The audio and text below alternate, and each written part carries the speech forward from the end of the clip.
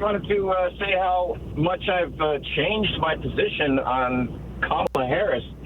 I'll tell you what, Tom, I was really lukewarm on her.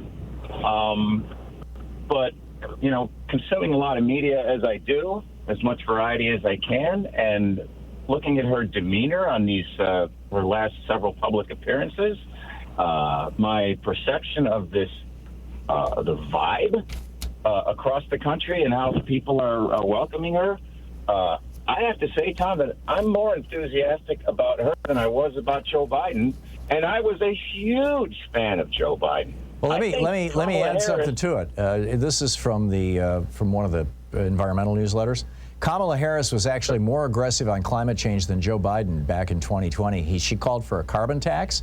She endorsed banning fracking nationwide. She proposed spending up to $10 trillion to cut greenhouse gases and transition to clean energy. As a senator, she was an early endorser of the Green New Deal. She even proposed a more progressive target for reaching zero emissions. She said instead of 2050, it should be 2045.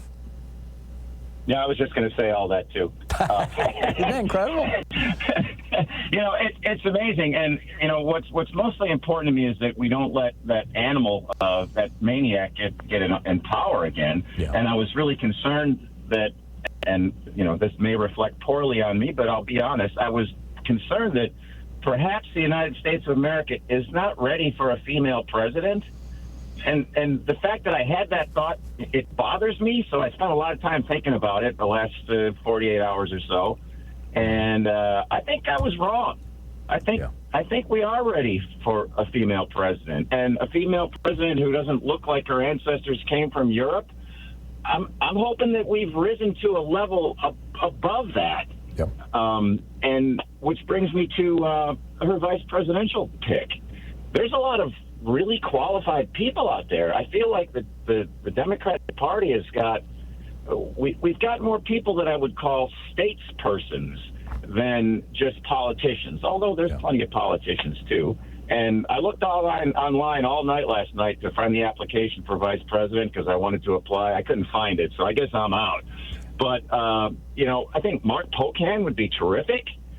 He's a very likable person, and he's very smart, and he's very progressive. Cory Booker, who speaks Spanish very well, I think could be an excellent choice. And J.D. Pritzker from Illinois, governor from Illinois, I think he'd be a pretty good choice, too. Yep. He could also bring a lot of money to the thing. My guess is it's going to be Josh Shapiro. There is talk of Mark Kelly, but Mark Kelly is nowhere near as progressive as Kamala Harris. So Josh Shapiro is.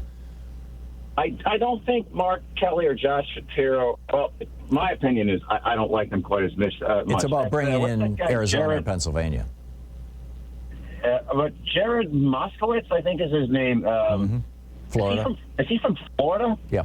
So the geography might play into this a bit, and to have a guy from Florida, which is a really important state, you know, that's also a part of the calculation, I think, as well. And he's a very smart guy, and he would do a great job. And he's a warrior.